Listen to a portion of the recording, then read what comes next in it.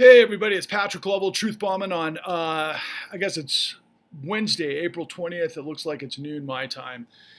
And man, the last 24 hours has been pretty wild. And, I just kind of felt the need to come and share some of my thoughts this morning, in addition to everything else I've been sharing for some time now. And basically, the first thing I want to start with is Godspeed to my buddy Jeremy. I'm not going to mention his last name because, anyway, this guy Jeremy was one of the greatest skiers of my generation, one of the most innovative and original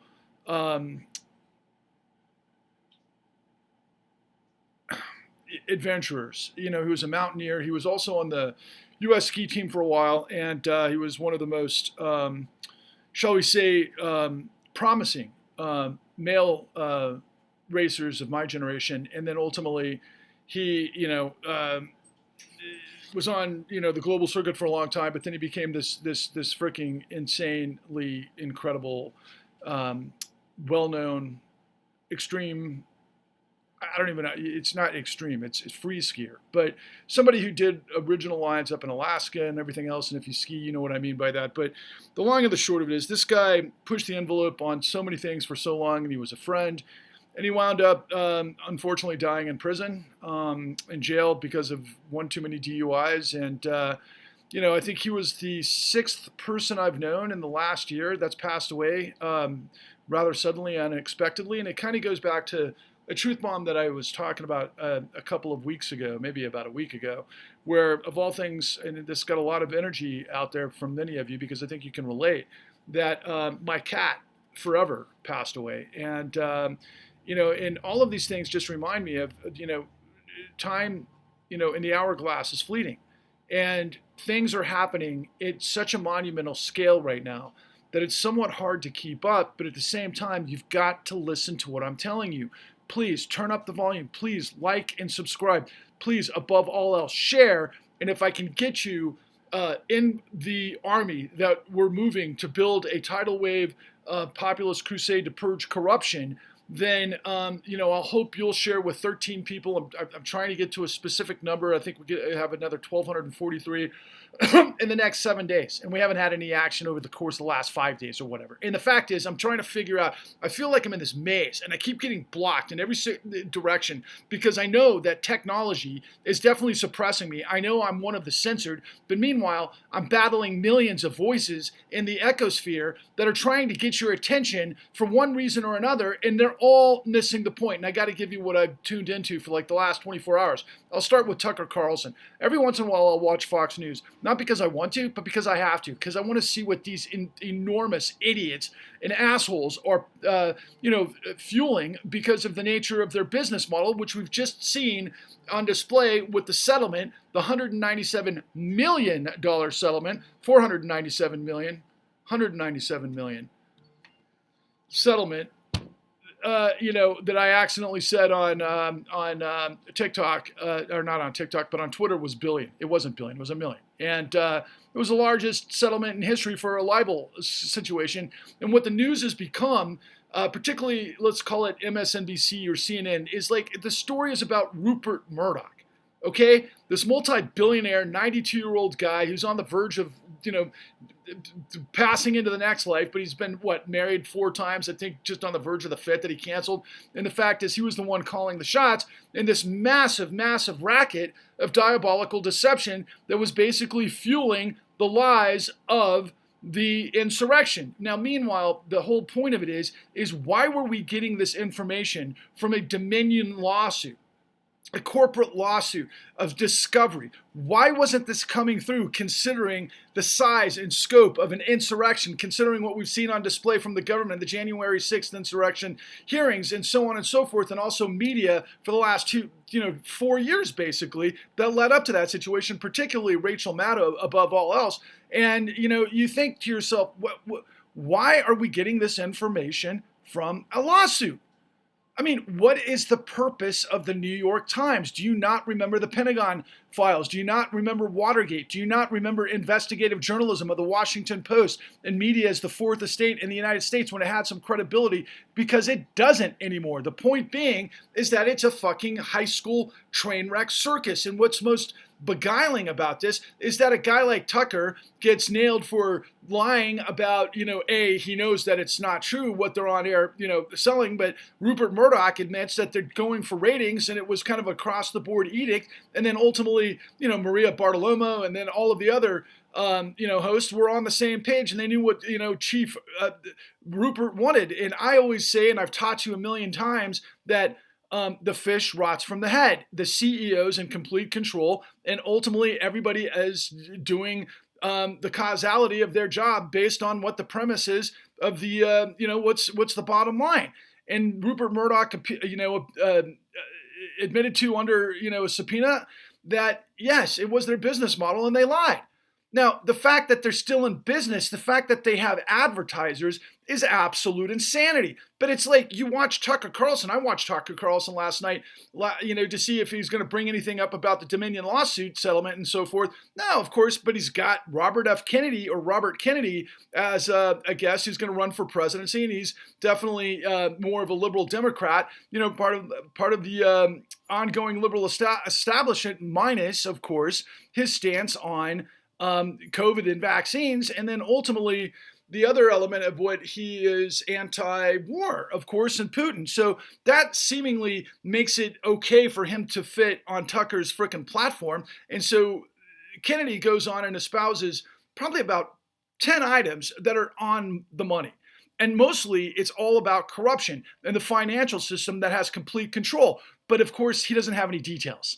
He just has, generic platitudes like everybody else. And, and he gets the voice out. He gets, all of this to whatever Tucker Carlson's audience is. And I presume Tucker Carlson's audience is a bunch of, basically males. They've never got dates in their lives. That's what it feels like if we were in high school, right? They all kind of blow, conjecture together. Maybe they're incel. Maybe they're this weird sort of, static sort of culture. But it's like, it's kind of funny. It's kind of humor. It's kind of this and that. And look at those idiots over there and blah, blah, blah. But no truth to any of it. It's just a freaking foundation and a fountainhead of lies. And so then you've got these far left activists, for example, that are like, basically in cahoots with Tucker because he's got a big audience because they're anti-war and they're like, okay, and meanwhile, they all play into Putin, right? Putin and this white supremacist undergirding that is really the whole, foundation of this whole thing. And ultimately that leads me to another thing that I happened to watch this morning, which was Rachel Maddow. And Rachel Maddow did this great piece. It was about this city council, I believe, in Oklahoma that were using rhetoric based on this guy left a phone to record a meeting where they started talking about, tar and feathering and hanging and, pursuit of destroying a local newspaper or magazine that I think it was a newspaper that they couldn't stand, what they were talking about and challenging their authority and everything else. And they were talking like they were basically the KKK. And it was, again, throughout this whole foundation, what it is that I'm telling you, corruption births fascism. Okay? In this case, I've also always said that the new robber barons are battling out against the new Confederacy, and all of that is just basically corruption birthing fascism and hatred of some manner, way, shape, or form. And that's exactly what we saw on display in this piece. But of course, it's kind of a small composite, an example of what's happening out there in the netherworld in, local governments in this country, that it's like, okay, yeah, they're doing it freely, and they're literally talking about lynching reporters and burning down the offices of this newspaper. Oh, wow, what era are we in? Are we living in the 1870s? I mean, are you fucking kidding me? And then further to that, and this is really why I had to push play right now and record this in between some other things that I've got cooking that are important, but none are more important than everything that I'm laying on you. Because Russell Brand did two stories that popped up on my feeds this morning that bring this whole thing full circle. And it's insane what we're dealing with. And I'm going to have to, loop in Jimmy Dore, and I'm saying this out loud to remind myself, as well as Matt Taibbi. And of course, everybody who's not getting this type of stuff, and I'll include Joe Rogan in this sort of riff. But Russell Brand amazes me. The guy has the most incredible he's just a perfectionist with linguistics and the oratory. And I mean, the guy's a genius at being able to lyrically present in a poetic way that runs a mile a minute faster than I talk, in really extraordinary ways that really make a great case. But his whole point is corruption, that we have to have a great awakening to basically, the way he frames it, is we have a corrupt system that is basically merged between the military-industrial complex and the financial-industrial complex, and democracy is a myth. And we got to get rid of democracy is what his whole point is. He's trying to galvanize far left and far right to protest, to break the grip of the oligarchs, of the criminals in the shadows, of whatever this is, and all of the politicians are in his estimation and his sort of paraphrasing, they're basically, tools in the full circus, that they're the ones that are put in display to double talk, to speak to us in Orwellian fashion, to tell us what we want to hear on both sides. Meanwhile, they're basically working for this system that has completely overrun everything. Democracy has absolutely no credibility because nobody's answering to the will of the people. Nobody's answering doing what they should based on common sense, the law, the premise and principles, particularly of what we consider ourselves in our history in the United States specifically, and also, in other Western democracies, but the integrity of the law being the whole point. Meanwhile, he gives you this orchestration where he has to tap in because of the algorithms, where he brings up in his estimation, the genius of Jon Stewart. And Jon Stewart is asking some point person from the Pentagon, where they're going into deep dive on audits for the Pentagon, and they're making the point that it's all corruption. And Jon Stewart makes the salient point that after 20 years of war, the Pentagon got a $50 billion budget, and if that's not corruption, I don't know what it is. And they were getting into the details and arguing about the semantics, particularly the linguistics, of the nature of audits and what they reveal and what they don't reveal. But I can tell you this, Russell Brand, if you happen to happenstance upon what it is I'm riffing on, is the fact that I've got a cousin that lives in Potomac, Maryland, or Chevy Chase, Maryland, and I can guarantee you, I've been to that neighborhood where there are these rich estates as far as the eye can see on these beautifully roaming hills that are absolutely spectacular, with these estates that are the most magnificent estates I've ever seen in my life, more than I've seen in Beverly Hills, better than I've seen down in Texas. But I mean, these things are incredible. And what my cousin told me is they're all military contractors. So yeah, to your point, the corruption is insane, what taken place in the Pentagon. But it's still a literally tiny piece of the machine compared to, and I know that sounds insane how huge the military is, but in comparison to what I am telling you and what I have been revealing to you about the details, okay, of massive corruption that led to an ultimate coup d'etat in 2008 of their financial system, who buried the world through illegal deception acts and practices and illegal reps and warranties, which is just legalese for criminal fraud, and all fraud is criminal. It's illegal theft by deception. It's a game in which they steal from you by basically setting you up in situations and schemes that you don't understand, that are plugged into much bigger schemes that are part of a whole hive network that fuels this stuff based on fees. And I'll get to some of those details in a minute, but the point that I'm trying to make to Russell Brand and to Rachel Maddow's audience, because I'll never get to Rachel Maddow, and I don't want to. I know that she's just another version of Tucker who's been hiding what it is that I've been trying to tell you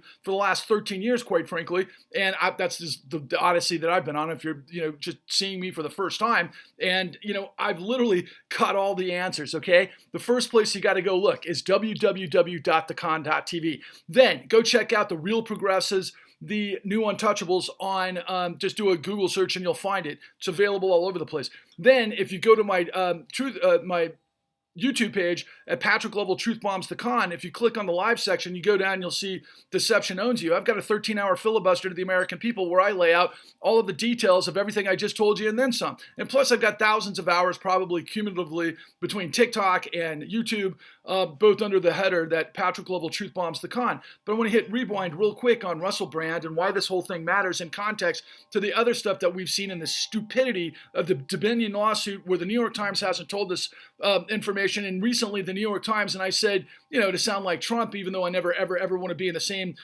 sandbox as Trump, but he is right about fake media, because in the same time that Trump was being indicted on the, 34 felonies of all of the business fabrication and payments to Stormy Daniels, in addition to everything else that's going on between the Department of Justice and what's going on in Georgia with Fani Willis, and of course the AG's office of Department of Justice. The AG's office of New York, Letitia James, and and whatever else will come to the fore. But the narrative of media, especially the New York Times, is that, for example, Jamie Dimon he was set up like the day that they laid out the indictments for Donald Trump, that was, taking a lot of people's attention on the front page as well. There was this kind of like, softball, propaganda piece about Jamie Dimon, the CEO of Chase, which is the largest bank in the United States, that is there and has been saving the financial system, through emergency scenarios that he's put in place. It's all bullshit. So first of all, they made a reference that he did the same thing back in 2008-9 based on what happened with Bear Stearns. No, that was the government that did that, who wrestled in the 13 top banks in the United States that led through Chase, because they had the deepest pockets, to where they're guaranteed buyouts through what was known as Federal Reserve Act 13.3. At that point, the first phase of it was Maiden Lane, which was ultimately managed by none other than BlackRock.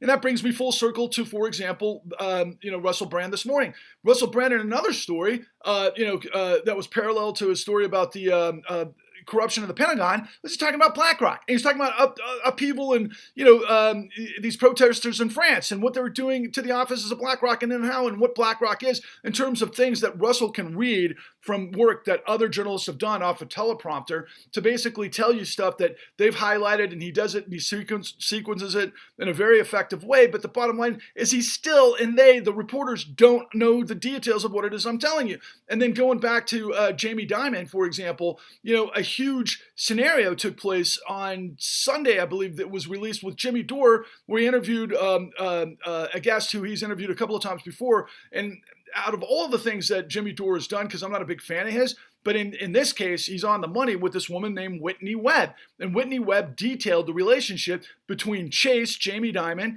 and ultimately his history that goes back to some really, really shady shit back in the 80s and the 90s. First, I have a lot of information on Jamie Dimon being involved with predatory lending with then Sandy Weill, before they got into Citigroup, before they were able to work with Phil Gramm to be able to get the Gramm-Leach-Bliley bill to basically put the nail in the Glass-Steagall Act that ultimately led to the Commodity Futures Modernization Act, which created deregulation, desupervision, and decriminalization for the entire financial industry, that ultimately created what it is that I'm an expert in, that I'm telling you the details in. So Jamie Dimon has basically been waffling, and it looks like, and it would make a whole lot of sense to me, with one foot into potentially the intelligence apparatus of the United States, possibly involved with the likes of the CIA, based on this thing that this woman, Whitney Webb, details that came out of Bank One, and Sandy Weill and all of these guys were financing aircraft that were involved in all of the drug running, I should say the gun smuggling for the CIA during Contragate, and going back to that era, which happened to be tied into to the likes of the savings and loan crisis and junk bonds and Michael Milken and all of those characters of that, which was basically the first phase of this madness of financialization based on neoliberalism got us here. But ultimately in 2023, then people are starting to ask questions because they're interested in Epstein. Okay, Epstein was probably this intelligence guy connected to the CIA and to Mossad, using Sex Island to traffic, information to get powerful people leveraged. Okay, so that's a thing that's been going on for probably thousands of years, if you want to know the truth. Okay, that sort of activity. In fact, it was all over the place in the SNL crisis. But to bring this stuff full circle to what, Russell Brand is pontificating about, the world coming up against, this totally elite, and they talk a lot about Davos and all of that sort of thing, and which makes a lot of sense because they are all the same characters. But what they're missing in this entire capacity, specifically BlackRock, is what I just revealed to you about what was ultimately going on post collapse of the great financial crisis, when, of course, the New York Times said Jamie Dimon engineered and Chase engineered this bailout. No, they didn't. It was the government. It was Ben Bernanke, who was the Federal Reserve Chairman, and he was with Hank Paulson, who was the Treasury Secretary under Bush, and then ultimately it was Geithner, who was the head of the New York Federal Reserve Bank. And those three came together to do a whole bunch of frickin' Machiavellian bullshit behind the scenes of government, while ultimately, we were going through this housing absolute collapse where liar's loans set up tens of millions of people because of documentation fabrication, because brokers were getting paid to basically move product as fast as they could through this pipeline of fraud. This fraud was detailed in everything that we do in the con. You've got at the base levels, brokers targeting minorities specifically through this thing that they were trained to do based from the major too big to fail banks, which weren't too big to fail at that time until after they became that, after all of this information I'm going to give you. But ultimately, they targeted initially African Americans and other people of color, because I guess they consider them non-financially sophisticated. And so they created all these products, even if they were black attorneys or black judges or black whomever, they got caught up that were professionals, right? College educated, maybe masters, everything else. They got tricked and deceived into liar's loans based on what we call high yield spread premium, which used deceptive acts and practices to set up in these 50-page documents on these loans to basically set people up. But how do they do that? A rolling loan knows no loss, and as long as you have increased value in the household, well, you can borrow against it. And that's what they kept doing in the financial industry, because they wanted to refinance, because the guys doing it, making it, create more and more product, and there was $70 trillion from around the world looking for a place to park, and that mortgage-backed securities were thought of as the most safe place to put money. And ultimately, what was actually creating those mortgage-backed securities were liar's loans based on what I just said. And it got to the point where we created ninja loans, no income, no asset. And ultimately, there was examples, for example, of immigrants from Mexico that were picking tomatoes in California that ultimately would get loans for like $750,000 houses, and they don't even speak English. That was part of it. And that didn't happen in one case. That happened in probably hundreds of thousands of situations, maybe millions. And then ultimately, it was more than that, though, because we had appraisers, and I've got this in the con at www.thecon.tv. They ultimately had to increase the value of the houses based on mythical numbers that they made up that go against the grain of all of their, what they call, I think it's USAP. It was like the accounting practices, the professional practices that they had to be held to their standards. But the lenders were saying, no. We want higher yield. We need volume. We need you to get people to move these houses as fast as possible. So they kept cranking up the value of the house, cranking up the value so people could get loans, refinance, resell, do whatever they had to do to create this engine in the market to continue the mortgage-backed security madness. And then moving up the pipeline, you had underwriters literally approve the loans, so they weren't looking at all the factual basis to make sure loans didn't get approved and kicked back if they didn't meet their representation, which is illegal reps and warranties, okay? But then ultimately, all of these facets put together the volume of tens of millions of mortgage-backed securities into these freaking tranches and into trusts and all sorts of different variables where they were selling it on the open market to pensions and to other municipalities and countries around the world. And they had, for example, credit rating agencies, the biggest of which was owned by none other than Warren Buffett. And ultimately, they did the same thing underwriters did. Approve on the fucking loans. So all of this creates illegal reps and warranties, which is all illegal, which is all frauds, which we're creating tens of millions of criminal, literally, what are they called? Felonies, based on deceptive acts and practices in civil rights scenarios that are involved with, both with, the expectation of consumers based on contract law and many other elements of that. But they did it with such volume because they all were trying to get this through the process as quickly as possible. Then you had collateralized debt managers that were doing CDOs, collateralized debt obligations, and CDO squares, and also sorts of forms of derivatives because of what I just told you about the deregulation in the late 90s, based on the guys like Jamie Dimon and Sandy Weil, who created the supermarket banking that basically sidelined guys like my mentor, who put 30,000 criminal referrals in the pipeline back in the late 80s and got 1,000 elite bankers arrested based on all of this cryptopia that I'm talking about, which is basically racketeering based on what we call control fraud. And there's a methodology to it. And again, you see it in www.thecon.tv. We have all the details. We have all the people that tell you all of this information, specifically, including people that went to the FBI and the OCC and the Office of the Thrift Supervision, including AGs in the country that were saying we've got massive fraud happening in our country, but the OCC shut it down based on this deregulation using what was known as preemption. And then ultimately, this thing got seismic and huger, more voluminous, and got fucking out of control. And it took down the whole fucking world because it was $600-800 trillion in derivatives trades based on derivatives between 2006 and 2007, of which guys like Goldman Sachs were basically shorting because they knew knew they were planting this whole thing to explode because they had a relationship with a company that they bought called Greenpoint. Same with Bank of America, with a company called Countrywide, and Ameriquest with Citigroup, for example. They were all verticals. They were moving as fast as they could because the CEOs could get paid much more based on the volume that was based on all of this fucking lying, thieving, and deceiving that everybody was getting paid for. And it was also based on what we call affinity fraud, where you had black brokers going after black victims, you had Mexican brokers going after Mexican victims, and white brokers going after white people, and women going after women. It was baked into the system. Everybody was in it. It was a bunch of hyenas rat fucking everybody else who believed the whole system was real. But a lot of people were getting their piece because they were stupid. They were over their skis, and that's going to happen. But they are to blame for their own demise in some ways, but not everybody else. And ultimately, the system can't work this way because you can't build a plane to fail. You can't build a ship to sink and then collect insurance on it. That's what we're talking about here. But basically, Goldman, for example, is well known and got a lot of props in 2006-07 because they shorted the market. Well, they shorted the market because they were basically working with a hedge fund, a guy by the name of John Paulson, not to be confused with Hank Paulson, that handpicked tens of thousands of fucking of these worst case scenario liar's loans that they knew when they're going to blow up. They set the time to it and they blew it up. If any of you have seen The Big Short, that was a tiny piece of what actually happened. Michael Burry, who was exposed in The Big Short, I think his firm had $498 million on the upside for the short.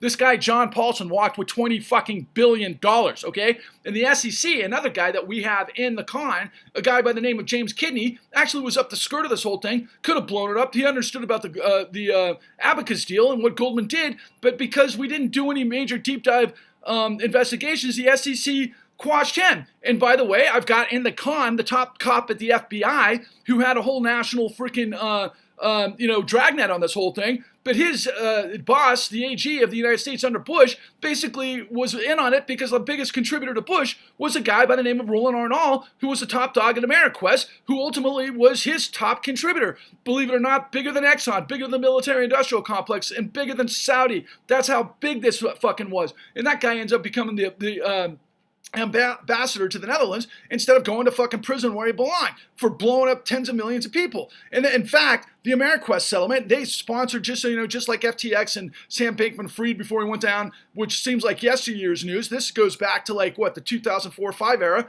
when Ameriquest was sponsoring the Super Bowl with the Rolling Stones and their tour. It's the same type of shit. But he ends up blowing up fucking his nexus, but nobody knows in mainstream media what actually happened, even though it was the largest civil settlement between the 49 state AGs that was bigger than the tobacco settlement, because they were all covering for this stuff, and they've covered for it ever since. And so now you got guys like, Russell Brand that are saying things like, we need a great awakening and we need to purge corruption, but he doesn't know the fucking details that I'm telling you. And I'm telling you maybe about that much of what I have compared to this universe of information that's in my fucking head that I can do without giving you a fucking teleprompter and writing all this down, because I've been living it for fucking ever. And I've got the information that the New York Times fucking quashed, what the Washington Post quashed, what Jimmy Dore and Russell Brand and Joe Rogan and Matt Taibbi, of all people, haven't been able to get to or won't get to, or they don't know because they haven't talked to me. And by the way, I had a lot of respect for Matt Taibbi. Matt Taibbi went the way of everybody else in terms of all of the stuff that's coming down the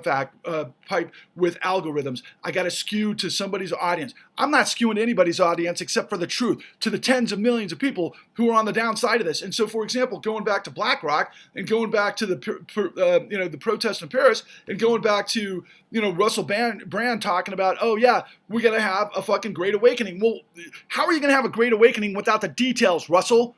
You're going to have a mad dash of anarchy in a bunch of different directions that'll fucking peter out like the Occupy Wall Street movement did, because you don't have the fucking facts.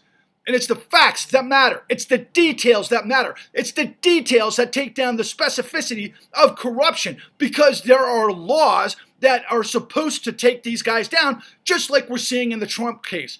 Every single thing we're seeing in Trump, from the Department of Justice and Jack Smith's special investigation to basically, the stuff we're seeing in the New York AG's, takedown of Trump businesses, and then ultimately all of the other documentation fabrication that we're going to see involved with RICO, with Fonnie Willis and everything else. These are all mere reflections of what I'm telling you through one guy. What I'm talking about was the entire fucking world of the financial system that then gets to the most important, crucial point when they blew the fucking world up through this financial terrorism that was beyond Osama bin Laden's imagination. You know how we talk about 9/11 is beyond our imagination? It was a lack of imagination. This is this times fucking beyond infinity how huge this was. And the whole system, basically, Jamie Dimon was one of the big players in this whole fucking thing and has been ever since. It's a crime and it's the situation. It's a crime syndicate, right? It's racketeering. It's a criminal organization. It's the mob. That's what this woman, Whitney Webb, told Jimmy Dore. And Jimmy Dore, like Russell Brand and like Joe Rogan, doesn't know all the other details that I have.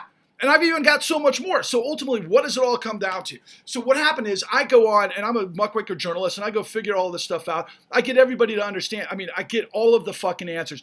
I got $4.5 million to go do this, okay? To put this together, to put on a silver platter for you. But the reason it didn't go out and go onto Netflix or go on to HBO or anything else is because their executives know that they get their money from the people that I'm exposing.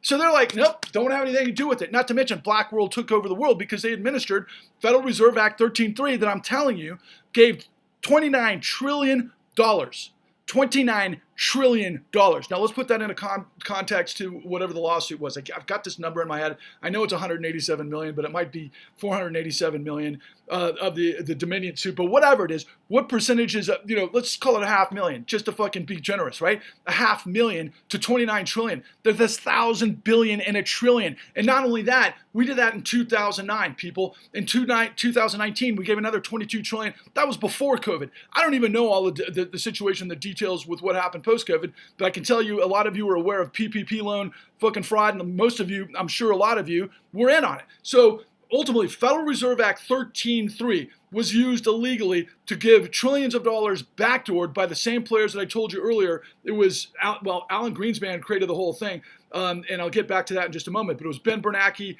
at the Fed. It was Tim Geithner, who became Secretary of the Treasury, and it was, initially John Paulson, who was or Hank Paulson, who was everybody's favorite, reborn Christian who supposedly puked on the side of the road, when he was trying to figure out the answer to this shit, and then he started telling everybody, well, I got the bazooka, but I don't need to use it. Oh, they did fucking use it. It's called Federal Reserve Act 13.3, and in the statutes of Federal Reserve Act 13.3, nowhere does it say that the full faith and credit of the United States as the lender of the last resort can give trillions upon trillions upon trillions of dollars to a bankrupt, first and foremost, financial system, because it's all based on solvency. It's all based on the asset value and everything else that had to be hyperinflated because of what we ended up doing with QE, because the American people were made foam on the runway for the crashing financial system. Well, these motherfuckers looted trillions upon trillions of dollars. And by the way, that $29 trillion, that doesn't include QE.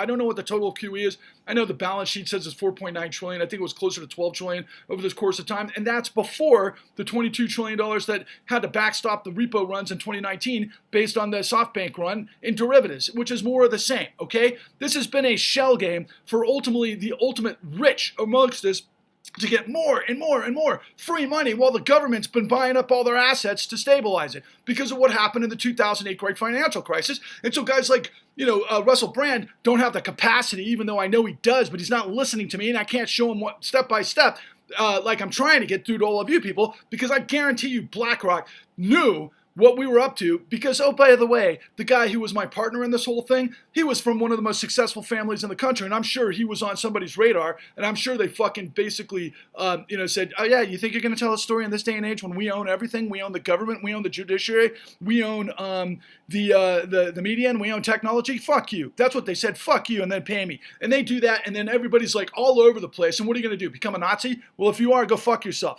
If you're going to become somebody who wants to champion, what I always say is, what if you, me, and everybody you see who isn't a Nazi, who believes in dignity, who believes in integrity, who believes in sustainability, who believes in liberty, who believes in sustainability, if we come together and we merge through unity, we will purge tyranny, and that's our destiny. What I'm all about is putting all of this together in the Great Reckoning. How about that? Not the Great Awakening. The Great Reckoning. That's the fucking story that I'm telling, because I got the fucking truth that nobody else has. And it's the biggest truth and monumental story in the history of the world. And the reason why I don't stop is because I know it is. I just need tens of millions of you to know it. And I need 1,300 of you, if you can, to suss out and come out of your pocket with $13 to and you go get 13 other people so we can get on first base, so I can do this the right way, so the machine can't take me down. And if they do, then I'll at least have enough information out there, which I already do, if people could find it, and then we could basically take this whole racket down. Listen, if you voted for Elizabeth Warren or Bernie Sanders or AOC, they're not getting it done. They're basically playing by the corrupt's rules. If you look at all of these MAGAs and these idiots on the right side, they're going to fucking play roulette with the debt ceiling, even though they don't know the difference between monetary policy and fiscal policy. And that's just the very basics. And so if you want to go back to, like, for example, if your issue is military, corruption, and you got to get to this point of purging corruption. And the same with sustainability. You think we're going to create, the reboot to utilize technology and our brain power to rebuild the paradigm of energy so we can live sustainably on this earth? Never going to happen until we understand that who did what, when, and how, and who covered up what. Because if you look at the goddamn machinery of what's going on Wall Street, the largest IPO in history was Saudi Aramco back in 2019, which is just sickening when you think of all the technology and the capacity that we have in the United States, and we have a fiat currency. But get a load of this, right? The fiat currency is, of course, committed or tethered to what? What's the big news about potentially the United States and the dollar not being the global hegemony, or the nation, the world, the international, I can't even think, global currency, right? Yeah, well, that could be problematic because it's all tied to oil, because 75% of the global, production and everything else is tied to oil. Yeah, it's time to reboot. It was time to reboot 20 fucking years ago, before 9/11 and all the shit that went down during that, and then the 20 years of war and the corruption, and then of course what we replace it with this bullshit hive of like pretend consumerism when we chopped out the golden goose to begin with. Can you understand what I'm telling you? I'm telling you, everything is on the line, and we have the answers. I have the answers that in the hands of tens of millions of you, we will overwhelm the madness and the ocean of lies and deceit with the truth. We will purge corruption. I'm not expendable. You're not expendable. They're expendable. And it's happening in different places all over the world, as on display in Paris with this whole situation with going after BlackRock. But do they know? Do they know that BlackRock basically became, the front business operator and partner of this corruption behind the scenes for Uncle Sam? Who voted for Larry Fink to be the ruler of the world? Who voted for BlackRock to get trillions of dollars to pick winners and losers in the so-called free market to basically control everything? If you thought Dick Cheney was oh God, why can't I think of Darth Vader? Who do you think Larry Fink is?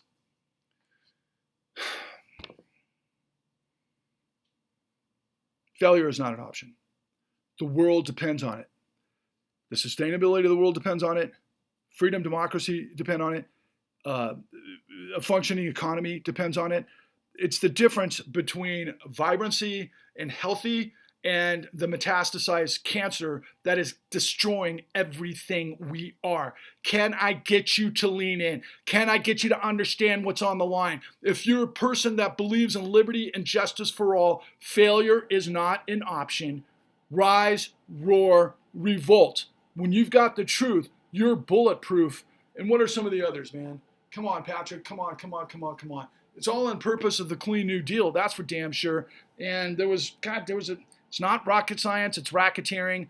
I wish I had it in front of me. Again, I'm just going off the top of my head. I probably sound pretty intense and probably overwhelming to a lot of you. It is to have this sort of burden, to have the truth that blew up 100 million fucking people, that the entire government and media of the United States fucking whitewash so that we could backdoor trillions of dollars of guys who fucked everybody. And then, by the way, the most probably crucial point of all of this, use the courts to do it. The courts used tens of millions of illegal documentation fraud where they changed all of the different manners that are used in standing in the court to foreclose, and they did it with corrupt judges so that they could basically bulldoze everybody. Again, I'm not expendable. Chances are you're not either. We got to bulldoze them. And the only way we're going to do that is with the truth. Onwards and upwards.